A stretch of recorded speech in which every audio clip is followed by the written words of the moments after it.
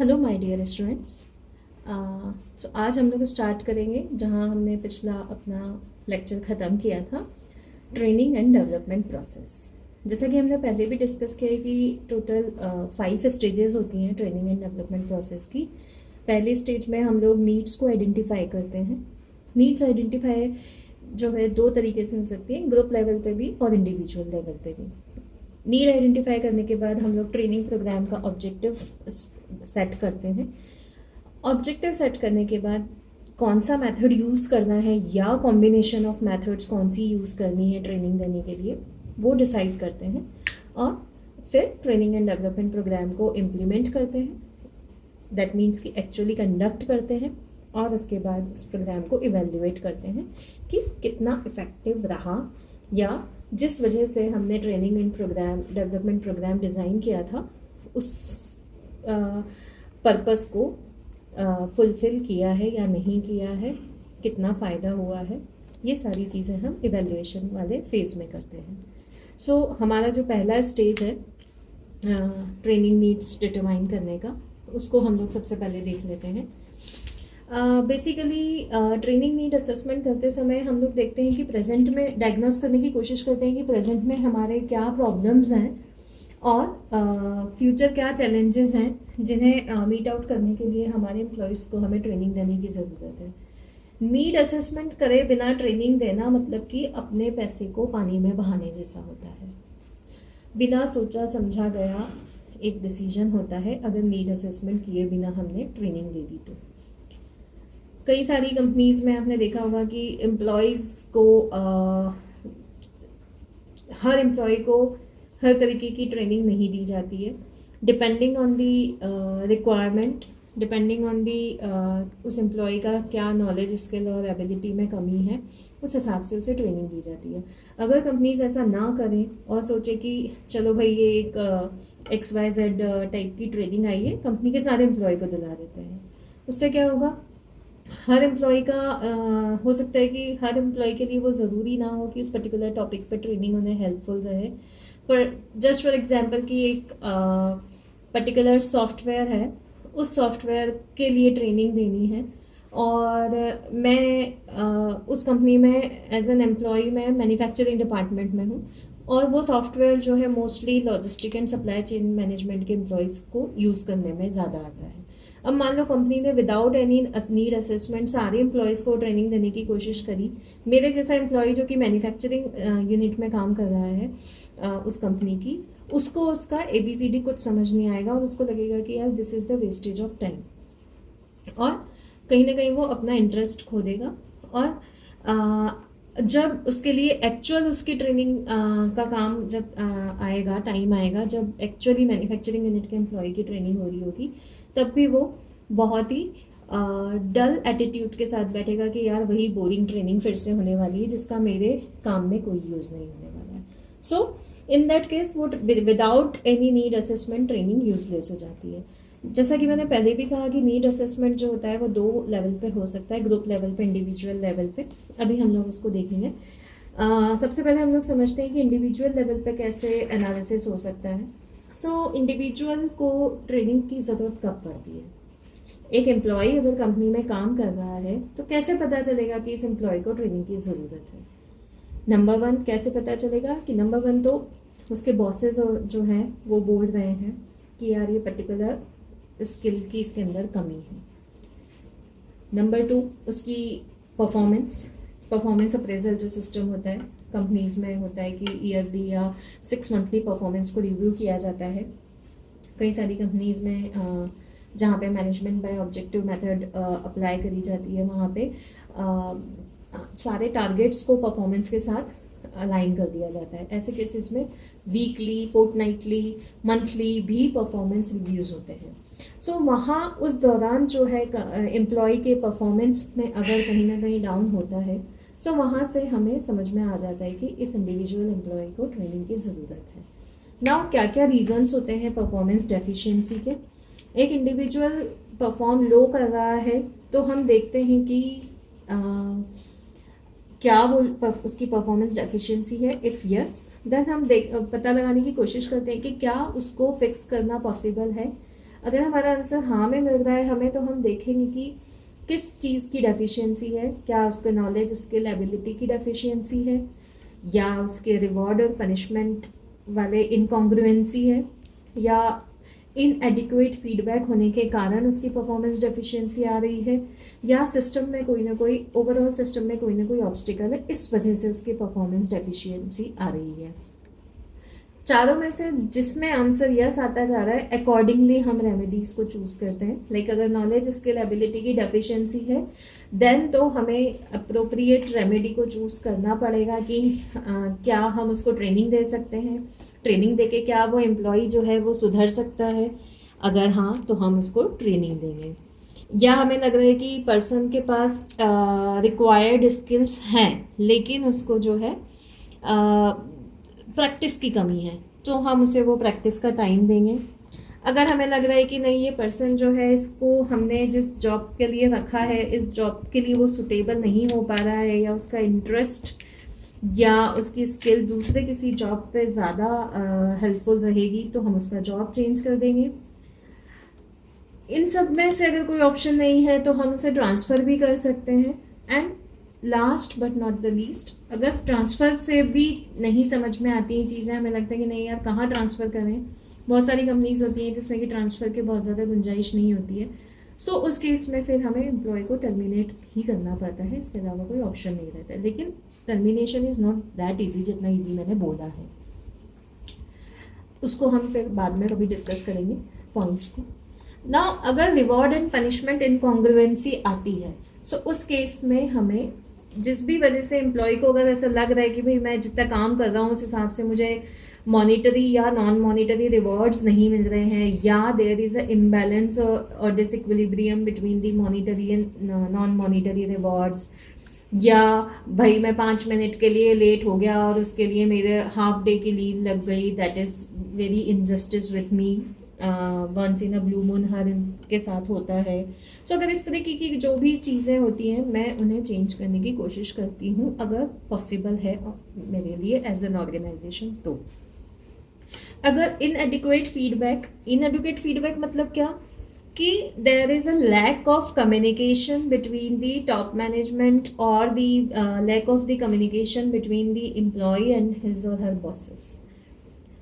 सो अगर ऐसा कुछ है तो मुझे प्रॉपर फीडबैक सिस्टम डिज़ाइन करके एम्प्लॉय को टाइमली फीडबैक देना पड़ेगा कि भाई ये रीजंस हैं, इस वजह से आपका परफॉर्मेंस डाउन जा रहा है। कई बार तो एम्प्लॉयज़ को पता ही नहीं होता है कि उनकी परफॉर्मेंस डाउन जा रही है। ऐसा कब होता है? जब प्रॉपरली इंडक्शन नहीं होता है, इंडक्शन में कोई कमी रह जाती है प्रोसेस में, उस वजह से एम्प्लॉय को पता नहीं होता है कि इसका एक्सपेक्टेड परफॉर्मेंस क्या है। इसके अलावा लास्ट ऑप्शन, अगर हमारा ऑब्स्टिकल आ रहे हैं सिस्टम में किसी भी प्रकार के, तो हम कोशिश करते हैं कि उन ऑब्स्टिकल्स को रिमूव करें।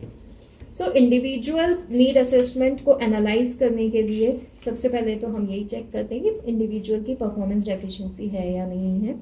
इसके अलावा हम performance appraisal forms, interviews, questionnaires, attitude surveys, observation of the behaviour of the employee, ये सारी चीज़ें हैं जिनकी मदद से हम पता लगा सकते हैं, इंडिविजुअल का एनालिसिस कर सकते हैं कि उसको ट्रेनिंग की ज़रूरत है या नहीं है। ठीक है, now coming to the group और organisational analysis. Now group level पे जब भी हम बात करते हैं तो कहाँ कहाँ से हम एनालिसिस कर सकते हैं? तो सबसे पहले तो कि ऑर्गेनाइजेशन जब भी अपनी स्ट्रैटेजी को चेंज करता है तो उसे अपने एम्प्लॉयज़ को ट्रेनिंग देनी पड़ती है। फॉर एग्जांपल कि मैंने भाई एक नया प्रोडक्ट लॉन्च किया है, या मैं अपने ऑलरेडी एग्जिस्टिंग प्रोडक्ट को नए टेरिटरी में लॉन्च करना चाह रही हूँ, सो मुझे उससे रिलेटेड लोगों को ट्रेनिंग देनी पड़ेगी। Marketing employees, service employees, production employees, इस तरीके के अलग अलग डिपार्टमेंटल लेवल के एम्प्लॉयज़ को मुझे ट्रेनिंग देने की ज़रूरत पड़ेगी अगर मैं अपनी स्ट्रैटेजी में कोई भी चेंज ला रही हूँ। या जैसा कि मैंने पहले भी डिस्कस किया था कि टेक्नोलॉजिकली आपका जो है कोई चेंज आ रहा है, सो डेफिनेटली मुझे एम्प्लॉयज़ को उस टेक्नोलॉजी के हिसाब से ट्रेनिंग देनी पड़ेगी सो दैट कि वो, जैसे कई सारी कंपनीज हैं जो पहले एक सॉफ्टवेयर होता था सैप पे काम करती थी, फिर सैप आउटडेटेड होने लगा, नया एक सॉफ्टवेयर आया ईआरपी। सो अगर कंपनी ईआरपी पे शिफ्ट करने का डिसीजन ले रही है तो उसे उन सभी एम्प्लॉयज़ को ईआरपी की ट्रेनिंग देनी पड़ेगी जो रिलेटेड है उस तरीके के सॉफ्टवेयर को यूज़ करने के लिए उनकी कंपनी में।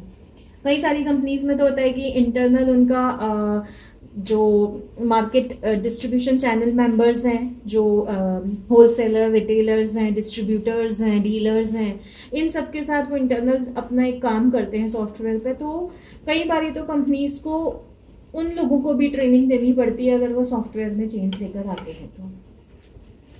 ना जब भी मैं ट्रेनिंग नीड ग्रुप में बात करूँगी, सो मैं ओवरऑल ऑर्गेनाइजेशन की रिक्वायरमेंट को ध्यान में रखते हुए एनालिसिस करती हूँ। जिन जॉब्स के लिए मैं ट्रेनिंग डिज़ाइन कर रही हूँ उनसे रिलेटेड टास्क क्या हैं उनको ध्यान में रखते हुए नीड असेसमेंट करती हूँ। प्लस उससे रिलेटेड एम्प्लॉयज़ के अंदर किस हद तक स्किल्स अवेलेबल हैं और आगे उन्हें कितनी स्किल्स प्रोवाइड करनी है, इन चीज़ों को ध्यान में रखते हुए नीड असेसमेंट करती हूँ। ना नीड असेसमेंट के लिए भी मैं एक तरीके से कहना चाहिए कि क्वेश्चनर टाइप का डिज़ाइन करती हूँ, ऑब्जेक्टिव सेट करती हूँ। ये भी अपने आप में एक पूरी प्रोसेस होती है जिसमें मैं नीड असेसमेंट के ऑब्जेक्टिव्स को सेट करूँगी, देन जो है नीड असेसमेंट करूँगी। ना नीड असेसमेंट जो है 3 लेवल पे हम लोग कर सकते हैं, ऑर्गेनाइजेशनल लेवल पे, टास्क लेवल पे, डिपार्टमेंटल लेवल पे और इंडिविजुअल एम्प्लॉय लेवल पे। ऑर्गेनाइजेशनल लेवल पे जब मैं नीड असेसमेंट करती हूँ तो उसके लिए मुझे जो है क्या क्या चीज़ों को देखना पड़ता है, कहाँ कहाँ से मुझे एनालिसिस करने में हेल्प मिलती है, क्या क्या सोर्सेज होते हैं जिनकी मदद से मैं ऑर्गेनाइजेशन वाइड एनालिसिस कर सकती हूँ। अगर नंबर ऑफ ग्रीवेंसेस बढ़ रहे हैं मेरे ऑर्गेनाइजेशन में तो मुझे ऑर्गेनाइजेशन को समझ जाना चाहिए कि कहीं ना कहीं ट्रेनिंग की ज़रूरत है।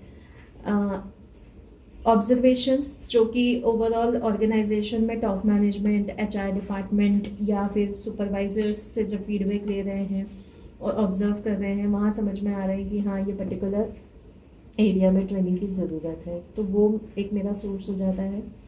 Then exit interview. Now exit interview मतलब क्या, कि जब भी कोई एम्प्लॉय ऑर्गेनाइजेशन को छोड़कर जा रहा होता है तो एक अच्छा ऑर्गेनाइजेशन जो होता है बेस्ट प्रैक्टिसेस में उसकी शामिल होता है एग्जिट इंटरव्यू। ये एग्जिट इंटरव्यू ना बहुत हेल्प करता है ऑर्गेनाइजेशन को अपनी खामियां पता लगाने में। कई बार ये होता है कि एम्प्लॉय अपनी पर्सनल ग्रोथ के लिए जॉब छोड़ के दूसरे ऑर्गेनाइजेशन में जा रहा है, वो आपको रीज़न समझ में आ जाता है एग्जिट इंटरव्यू कंडक्ट करते समय। कई बार ये होता है कि ऑर्गेनाइजेशन में कहीं ना कहीं प्रॉब्लम होने के कारण वो पर्सन जो है जॉब छोड़ रहा है। मैं किसी कंपनी का नाम नहीं लूँगी, लेकिन एक XYZ ऑर्गेनाइजेशन में ये रियल लाइफ इंसिडेंस हुआ था कि एक पर्टिकुलर सुपरवाइज़र के अंडर में 15 से 20 एम्प्लॉयज़ थे और धीरे धीरे करके 6 महीने के अंदर जो है टॉप मैनेजमेंट ने ऑब्जर्व किया कि 15 में से 10 लोग जो हैं वो छोड़कर जा चुके हैं।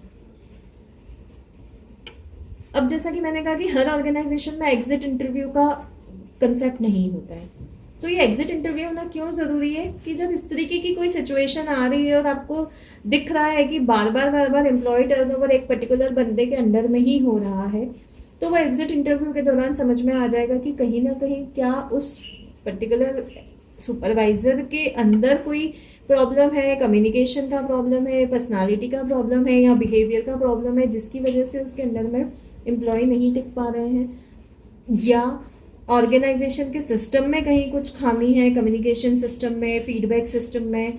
तो वो सारे इश्यूज हमें एग्जिट इंटरव्यू के दौरान पता चल जाते हैं और ऑर्गेनाइजेशन को ये समझ में आ जाता है कि ट्रेनिंग की ज़रूरत है या अपने आप में एक इम्प्रूवमेंट की ज़रूरत है। देन जितने भी मैन्युफैक्चरिंग ऑर्गेनाइजेशंस हैं वहाँ पे जब वेस्ट बहुत ज़्यादा निकलने लगे, स्क्रैप बहुत ज़्यादा निकलने लगे, तब आप समझ जाइए कि वहाँ पे उन्हें ट्रेनिंग की ज़रूरत है, क्वालिटी कंट्रोल और इस तरीके की चीज़ों की ज़रूरत है जिसमें कि ज़ीरो टोटल क्वालिटी मैनेजमेंट जो होता है उनकी ट्रेनिंग दी जाती है, जहाँ पे कि मिनिमम से मिनिमम वेस्टेज निकले।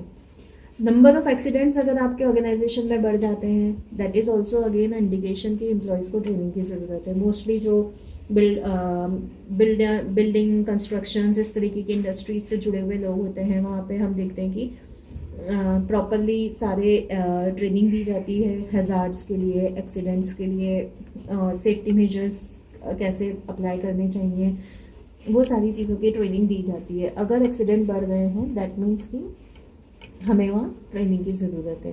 कंप्लेंट्स अगर बढ़ रही है तो भी हमें लग रहा है कि ट्रेनिंग की ज़रूरत है।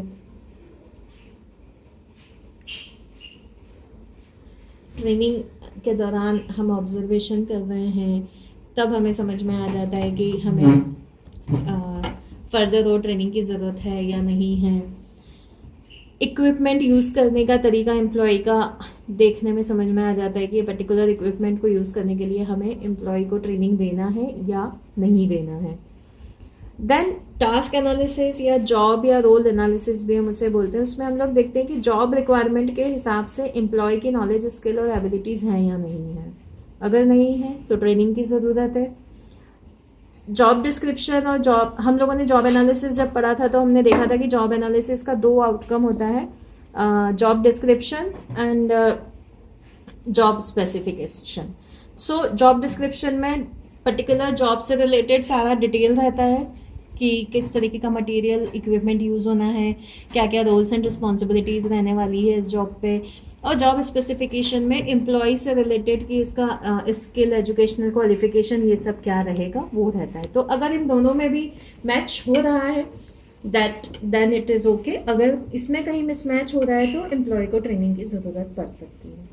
इंडिविजुअल लेवल पे वी हैव ऑलरेडी डिस्कस्ड कि टेस्ट के थ्रू, रिकॉर्ड्स के थ्रू, पर्सनल रिकॉर्ड्स के थ्रू, क्वेश्चनर्स के थ्रू, परफॉर्मेंस अप्रेजल के थ्रू, एटीट्यूड सर्वेस के थ्रू हम लोग जो है नीड एनालिसिस कर सकते हैं। एटीट्यूड सर्वे मतलब क्या, पर्टिकुलर चीज़ की तरफ एम्प्लॉय का एटीट्यूड पता करना और देखना कि उसको कितना उस चीज़ के बारे में उसका क्या एटीट्यूड है, और अकॉर्डिंगली डिसाइड करना कि उसे ट्रेनिंग देना है या नहीं देना है। पर्सनल रिकॉर्ड्स, पर्सनल फाइल से हमें पता चल जाता है। स्किल इन्वेंट्री जैसा हम लोगों ने पहले भी पढ़ रखा है, तो स्किल इन्वेंट्री से हमें पता चल जाता है कि किस एम्प्लॉय के पास क्या स्किल है और फर्दर से क्या ट्रेनिंग की ज़रूरत है। असेसमेंट सेंटर एक नया वर्ड है आप लोगों के लिए। असेसमेंट सेंटर मतलब क्या कि जहाँ पे बेस्ट एचआर प्रैक्टिसेस होती हैं वहाँ पे कंपनीज एक असेसमेंट सेंटर बना लेती हैं। हमारी इंडिया में अगर हम बात करें तो Tata is one of the company जिसके असेसमेंट सेंटर्स इस्टेब्लिश्ड हैं। वहाँ पे वो असेसमेंट सेंटर के डिपार्टमेंट का काम ही एक एचआर डिपार्टमेंट का ही एक पार्ट होता है, और उनका काम ही यही रहता है कि टाइम टू टाइम हर एम्प्लॉय की चीज़ों, नीड्स को असेस करना और accordingly training and development programmes को डिज़ाइन करना। सो उनका काम पूरा टाइम चलता रहता है। वो various questioners, various surveys, problem solving skill से रिलेटेड क्वेश्चनर्स और इस तरीके की चीज़ों को कंडक्ट करके और वो लोग ट्रेनिंग देते रहते हैं। और नॉलेज और स्किल की ट्रेनिंग तो मेरे हिसाब से बहुत इजी होती है, लेकिन जो एटीट्यूड वाली ट्रेनिंग होती है, बिहेवियरल चेंजेस वाली जो ट्रेनिंग होती है, वो टफ लेवल हो जाता है थोड़ा सा। बिकॉज एक एम्प्लॉय को हम काम तो सिखा सकते हैं लेकिन उसके बिहेवियर को चेंज करना is like very tough thing. So ये असेसमेंट सेंटर्स जो होते हैं ना, ये पूरे साल एम्प्लॉयज़ को असेस करते रहते हैं और देखते रहते हैं हर पार्ट पे, नॉलेज पार्ट पे, स्किल पार्ट पे, एबिलिटी पार्ट पे एंड एटीट्यूड पार्ट पे, और अकॉर्डिंगली उनके लिए प्रोग्राम्स डिज़ाइन करते हैं। ना नीड असेसमेंट के फ़ायदे क्या होते हैं? सो नीड असेसमेंट्स में का सबसे बड़ा फ़ायदा तो यही होता है कि ट्रेनर को पता चल जाता है कि ट्रेनीज़ को क्या ब्रॉड एरियाज़ हैं जिसमें उन्हें ट्रेनिंग देने की ज़रूरत है।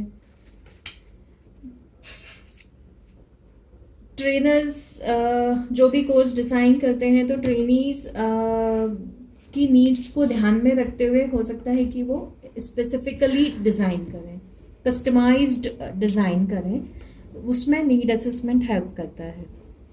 देन नीड असेसमेंट करने से ज़्यादा क्लैरिटी आ जाती है। ह्यूमन रिसोर्स डिपार्टमेंट को ज़्यादा हेल्प मिलती है कि वो अपनी सारी एक्टिविटीज़ को रिलेट कर पाता है to the specific needs of particular group of employees, और ईज़िली हेल्प मिल जाती है कि कौन से एम्प्लॉयज़ को मुझे पिक करना है और कौन से एम्प्लॉयज़ को एक साथ मिला के मैं ट्रेनिंग प्रोग्राम डिज़ाइन कर सकती हूँ।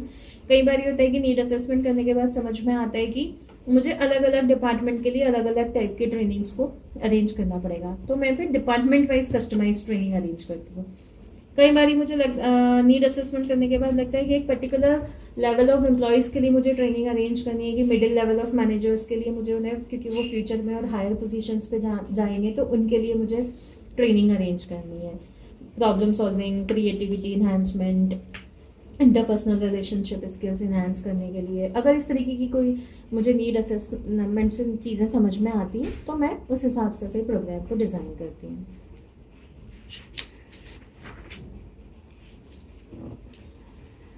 We have already discussed that what will happen if companies or the organizations will not do training need assessment. So number one is there will be huge loss of business, high employee turnover बढ़ जाता है।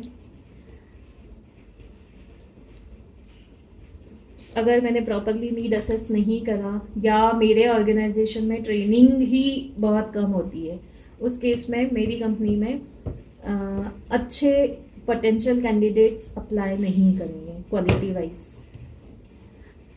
Over time का concept बढ़ने लगेगा, like over time working का concept बढ़ने लगेगा। उसकी वजह से क्या होगा कि कंपनी पे एक बर्डन हो जाएगा ओवर टाइम प्रीमियम्स और सप्लीमेंट्स का। देन रिक्रूटमेंट कॉस्ट हाई होने लगेगी, टाइम और इंसेंटिव्स और ये सब कुछ ज़्यादा लगेगा। ये डिपेंड करता है अगर मेरी कंपनी में ट्रेनिंग, दोनों चीज़ें, कि एक तो ट्रेनिंग नीड असेसमेंट नहीं हो रहा है प्लस ट्रेनिंग्स ही अवेलेबल नहीं है मेरी कंपनी में बहुत ज़्यादा, सो उस केस में रिक्रूटमेंट कॉस्ट मेरी बढ़ती चली जाएगी। देन कई बार ये होता है कि मुझे हाईली स्किल्ड एम्प्लॉय की ज़रूरत है, तो फिर मुझे उसके हिसाब से जो वो चाहता है वैसा मुझे पे करना पड़ता है, क्योंकि मेरे यहाँ पे properly without any assessment, training need assessment मैंने ट्रेनिंग्स अरेंज करी है, मेरे एम्प्लॉयज़ के अंदर वो स्किल्स डेवलप नहीं हो पाई जो ज़रूरत थी। देन एडिशनल रिटेंशन कॉस्ट लगती है, flexible working time, part time working, shift working, इस तरीके की चीज़ों पे मुझे ज़्यादा जोर देना पड़ता है। और without any training need assessment अगर मैंने ट्रेनिंग अरेंज कर ली तो मेरी ट्रेनिंग की कॉस्ट किस कंटेक्स्ट में ज़्यादा हो जाएगी कि जो मैंने सोचा था सारे एम्प्लॉयज़ को बेनिफिट नहीं मिला, तो कुछ एम्प्लॉयज़ के लिए वो वेस्ट रहा और इन दैट कंटेक्स्ट वो कॉस्ट मेरी बढ़ गई।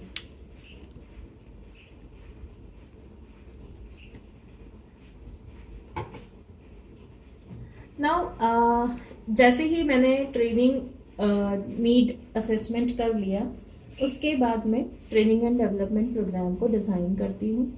उसमें मुझे कुछ चीज़ों को ध्यान रखना पड़ता है कि सबसे पहला जो चीज़ है वो ये ध्यान में रखने की होती है कि मेरे ट्रेनीज़ कौन रहेंगे, कौन कौन होंगे जिनके लिए मुझे एक पर्टिकुलर ट्रेनिंग प्रोग्राम डिज़ाइन करना है, वो मेरे नीड असेसमेंट से मुझे पता चल जाएगा।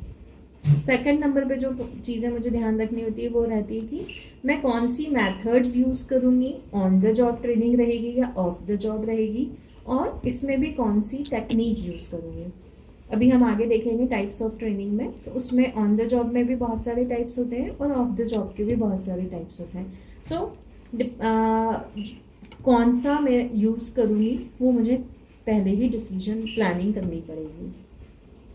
ट्रेनिंग का लेवल क्या रहेगा, लर्निंग प्रिंसिपल्स कौन कौन से रिक्वायर्ड रहेंगे, एंड प्रोग्राम मुझे कहाँ कंडक्ट करना है। Venue is very much important.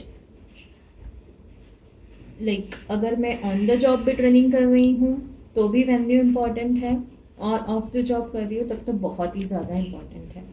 Again it will depend only किस चीज़ के लिए ट्रेनिंग दे रही हूँ, मैं डिसीजन लूँगी कि ऑन द जॉब रहेगा, ऑफ द जॉब रहेगा, और वेन्यू क्या रहेगा।